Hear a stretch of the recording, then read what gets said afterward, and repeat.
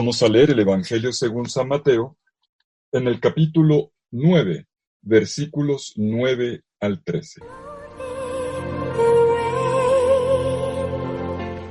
Cuando se iba de allí, al pasar, vio Jesús a un hombre llamado Mateo, sentado en el despacho de los impuestos, y le dijo: «Sígueme». Él se levantó y le siguió. En cierta ocasión, estando él a la mesa en la casa, vinieron muchos publicanos y pecadores, que se sentaron a la mesa con Jesús y sus discípulos. Al verlo, los fariseos dijeron a los discípulos: «¿Por qué come vuestro maestro con los publicanos y pecadores?». Mas él, al oírlo, dijo: «No necesitan médico los que están fuertes, sino los que están mal. Id pues a aprender qué significa: misericordia quiero, que no sacrificio. Porque no he venido a llamar a justos, sino a pecadores». Palabra del Señor. Gloria a ti, Señor Jesús.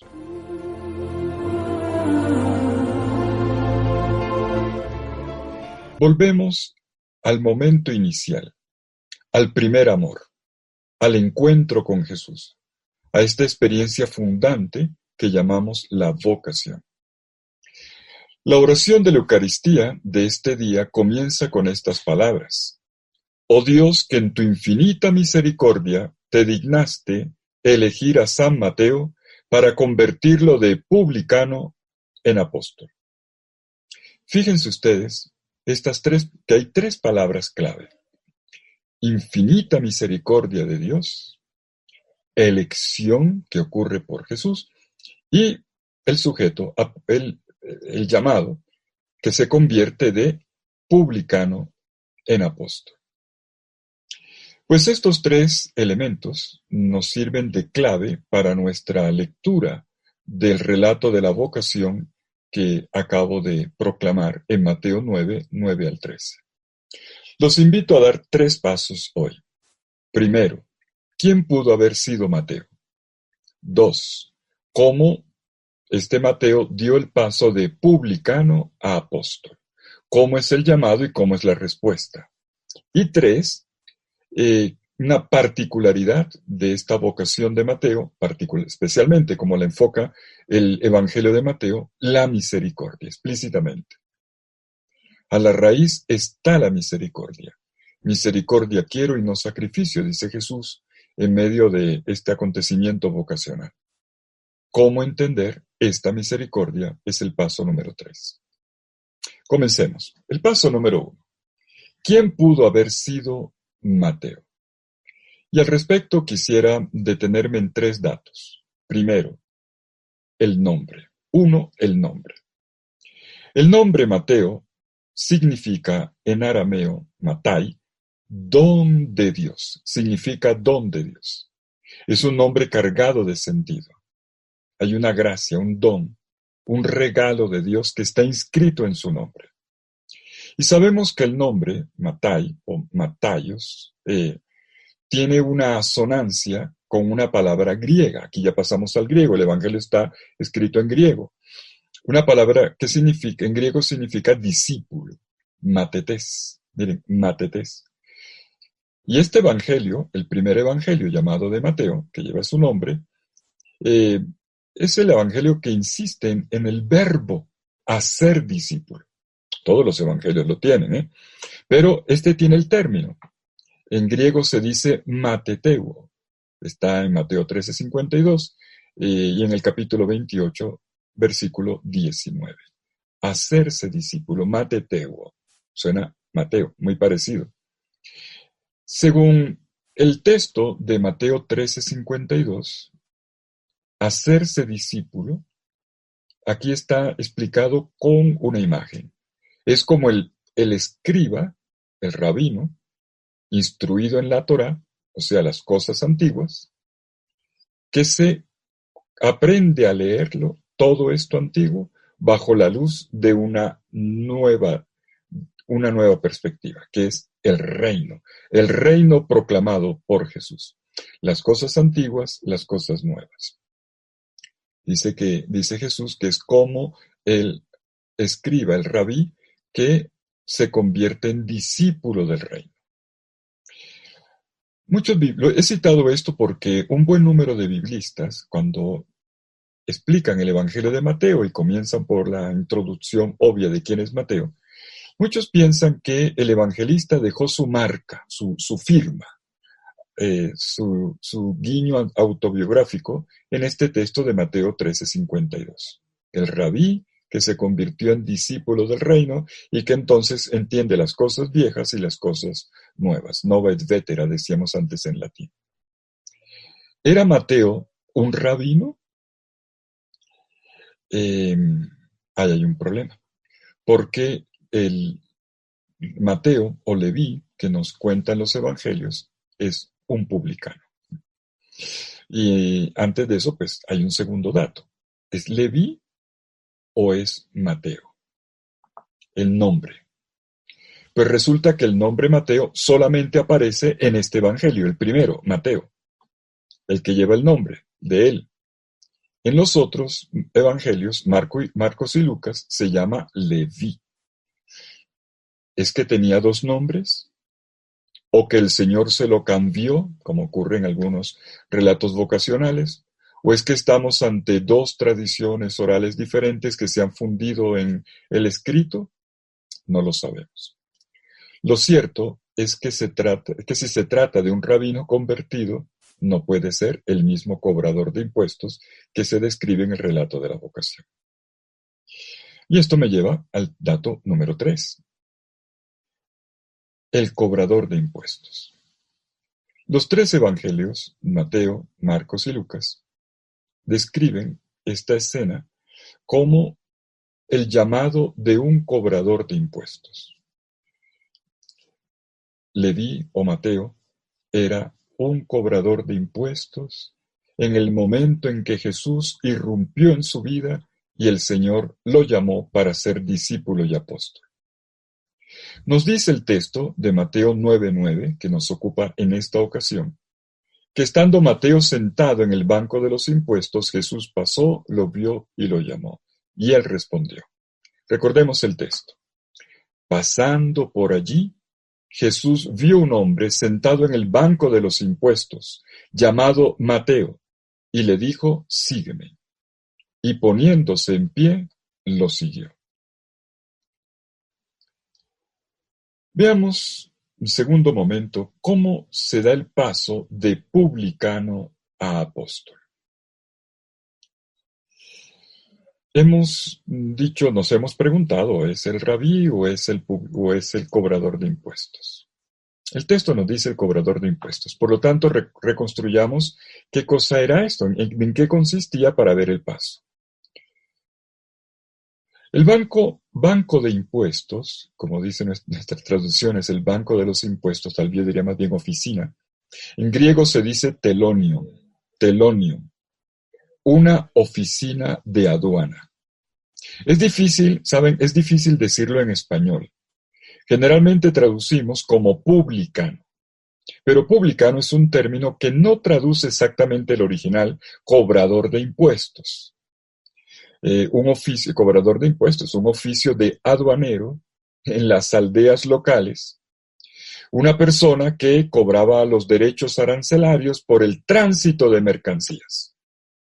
Eso todavía existe hoy, y existen otros gravámenes como el IVA o cosas parecidas hoy. Pero el mundo antiguo, y más en el mundo romano, donde una forma de sometimiento era sacarle a la gente el impuesto para sostener pues, a Roma. Estos personajes los podíamos encontrar en pueblos de frontera donde hay comercio o por donde transita mercancía o en las puertas de la ciudad, la misma cosa, ejerciendo su oficio. Por el hecho de tratar con paganos y puesto que había corrupción en aquel tiempo, ellos se enriquecían a costa del contribuyente, mejoraban sus ingresos, echaban al bolsillo coima o cosas así. Eran considerados pecadores, llevaban la etiqueta de pecadores y tratados al nivel de los paganos, aun cuando eran judíos. y por lo tanto ritualmente impuros. Era un oficio que la ley de Dios consideraba indigno e irrespetuoso. Y Jesús llama a ser discípulo precisamente a uno de estos personajes. Y bello también que este personaje acepta el llamado. Es de lado y lado, ¿eh? Pero la iniciativa proviene de Jesús. Y podemos notar los verbos de parte de Jesús. 3. Jesús pasa, Jesús lo mira, Jesús lo llama. Sígueme. Por otro lado, de Mateo tenemos 2 verbos. Él se levanta y lo sigue. Y enseguida nos dice el narrador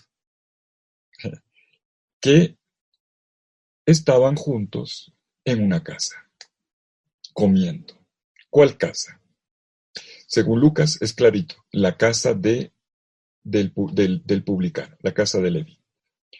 Mateo dejó una cierta ambigüedad, podía ser incluso la casa de Jesús. Pero dejando de lado ese detalle, miremos cómo el evangelista, el narrador, nos coloca ante la mirada, en la escena, un número, dice, alto, muchos, un número alto de personajes del mismo tipo de Mateo. El grupo se incrementa. Y el narrador nos dice entonces que estas personas eran publicanos y pecadores. Pecadores, mete la palabra pecadores. Esto es, hebreos que habían dejado de lado la práctica de la ley. Habían dejado la Torá, como las prostitutas, los ladrones y bueno. Y es en este momento en que intervienen los fariseos para armar el escándalo. Como es propio de la hipocresía, no critican a Jesús de frente, sino por detrásito y por medio de los discípulos. Dice el versículo 10, ¿por qué el maestro de ustedes está comiendo con publicanos y pecadores? Jesús oye y responde. Y responde argumentando el valor de su comportamiento, la validez de su comportamiento, ponerse del lado de los últimos, identificándose Jesús con un médico. Dice el versículo 12, los sanos no tienen necesidad de médico, sino los enfermos. Y enseguida agrega una cita del profeta Oseas, Oseas capítulo 6, versículo 6. Vayan a aprender lo que significa misericordia quiero y no sacrificio. Bueno, la frase de Oseas es misericordia quiero y no sacrificio. Y Jesús le dice, oigan, ustedes que son maestros, vayan a aprender lo que Dios dijo. Vayan a aprender la palabra de Dios. Eso es fuerte. Vayan a aprender la profecía. Y Jesús termina diciendo, no he venido a llamar a justos, sino a pecadores. Versículo 13. Jesús argumenta la misericordia y coloca en primer plano la misericordia. La misericordia es la separación, la superación. Es la superación de cualquier separación. Jesús ha venido para buscar y reunir a las ovejas perdidas de la casa de Israel, lo dice él mismo. Y entre ellas, ovejas perdidas, están los pecadores y los que no practican la Torá. Lo que Dios quiere es ver a su familia reunida, que no se pierda ninguna de sus ovejas. Lo que Dios quiere es la vida de todos y el rescate de los perdidos. Y nos dice el texto, misericordia quiero y no sacrificio. Traer con misericordia a las ovejas dispersas, apartadas, alejadas, es una forma de darle culto a Dios. Y esto me lleva a la tercera pregunta, tercer punto de hoy. A la raíz, como hemos visto, de este comportamiento de Jesús y de la experiencia de la vocación, está la misericordia. ¿Cómo entender la misericordia? Pues vamos del final devolvámonos al comienzo de nuestro relato. Jesús pasaba y viendo a Mateo, lo llamó. Le dijo, sígueme.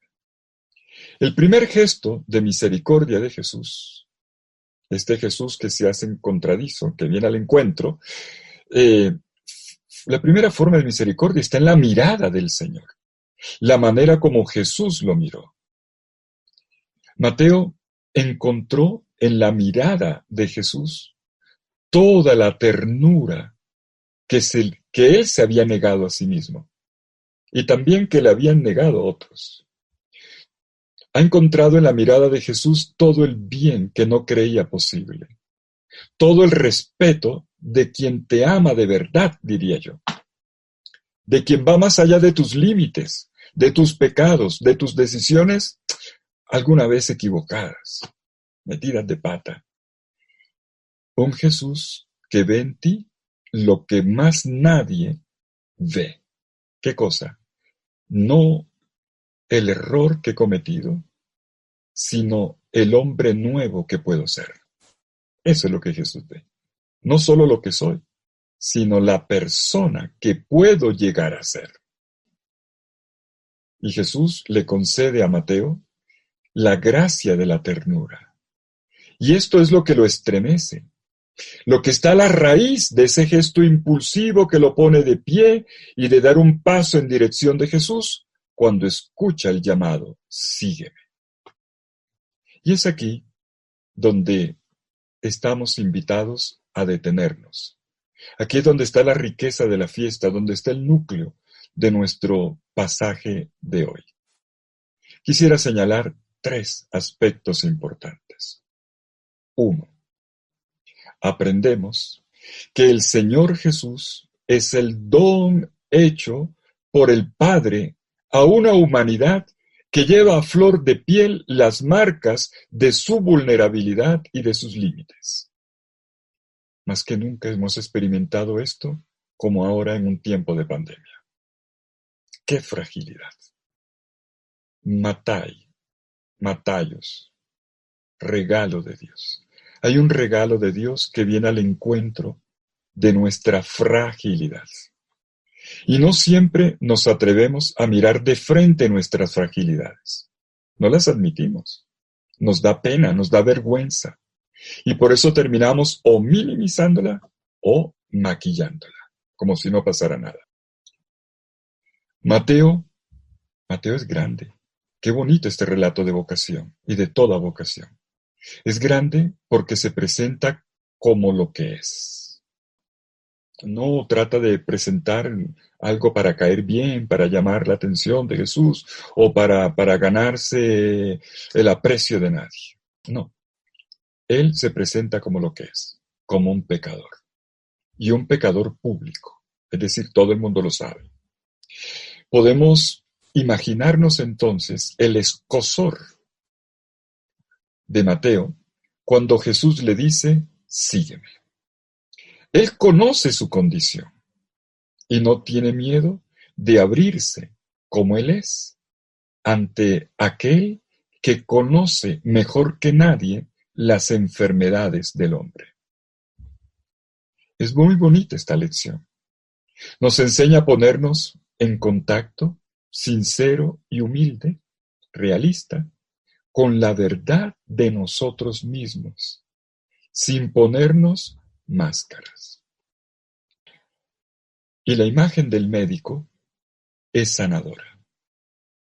Jesús dice, ¿es que acaso necesitan médicos los sanos? Jesús viene como un médico para nosotros que somos enfermos, que somos pecadores.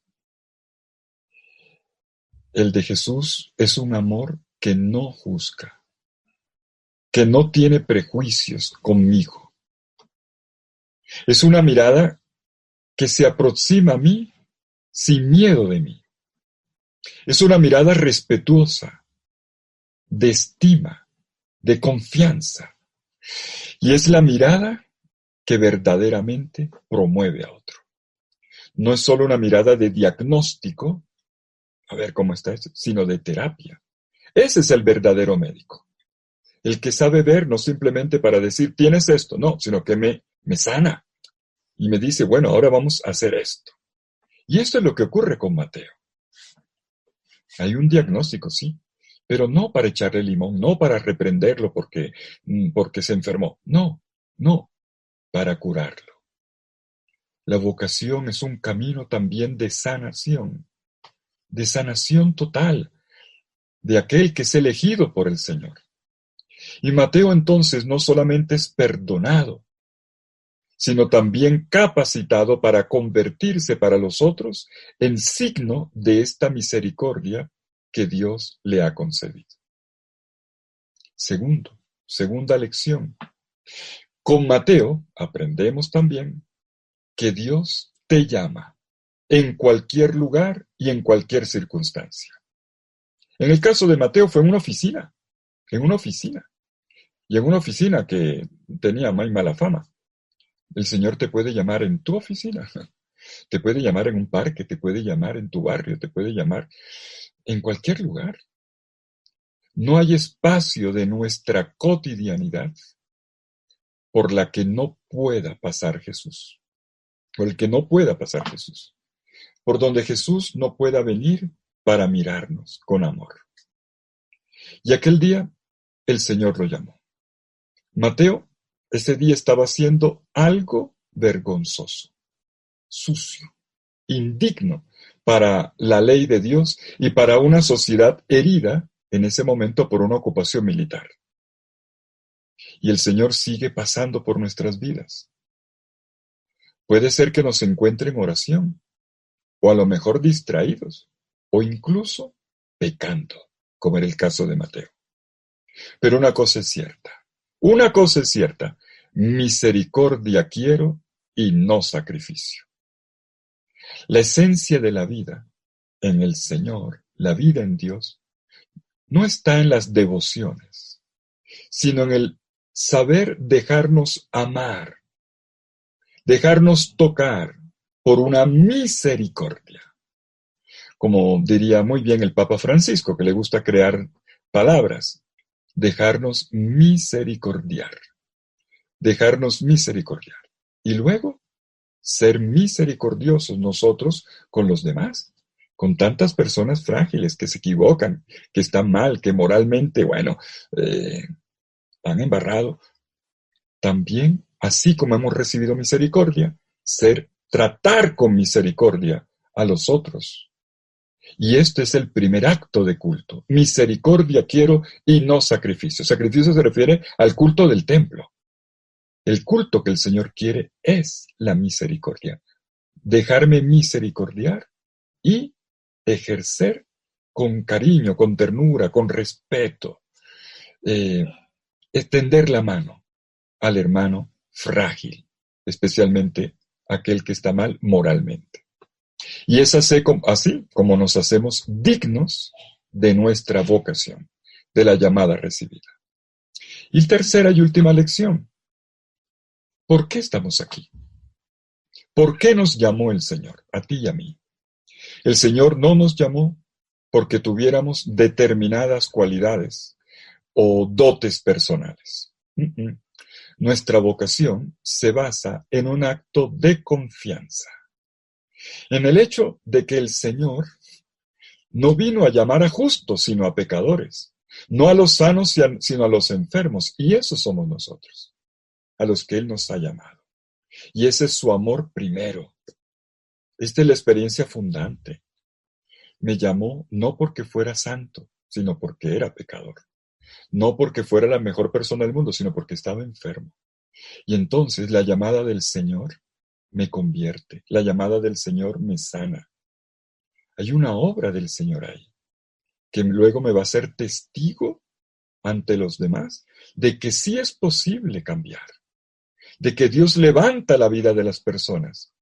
Un vocacionado es una persona sanada por el Señor que le anuncia a un mundo enfermo, tú puedes sanar si dejas que la misericordia del Señor configure tu vida. La vocación no es un reclutamiento. Cuidado con esos que andan por ahí encargados de la pastoral vocacional. Entonces, ¿cómo conseguimos gente? No es un reclutamiento para incrementar el número de servidores. No lo es. Ni tampoco es una fina selección de personal, como lo harían hoy los psicólogos de las oficinas de talento humano de las empresas. Lo que nos dice hoy el Evangelio de Mateo es esto, que precisamente donde nuestros límites son más evidentes, es allí donde en realidad el Señor se hace presente de forma más clara y contundente en nuestras vidas. Y esta es la raíz de la experiencia vocacional. Acostumbramos repetir la frase, el Señor me llamó a pesar de mi indignidad. Y muchos han aclarado, no a pesar de mi indignidad, a propósito de mi indignidad. Porque era indigno, por eso me llamó. Para que el mundo conozca que es posible ser diferente.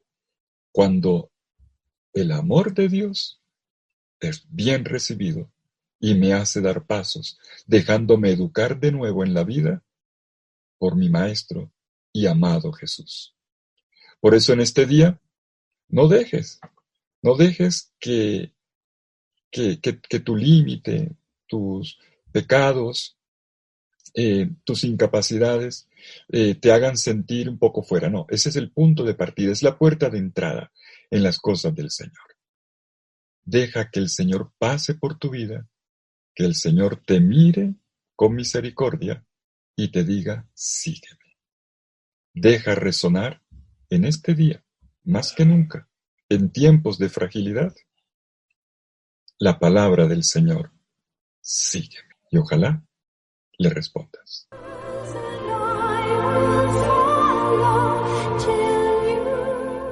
Que el Señor te bendiga con su infinito amor, en el nombre del Padre, y del Hijo, y del Espíritu Santo. Amén. Que tengas un lindo día.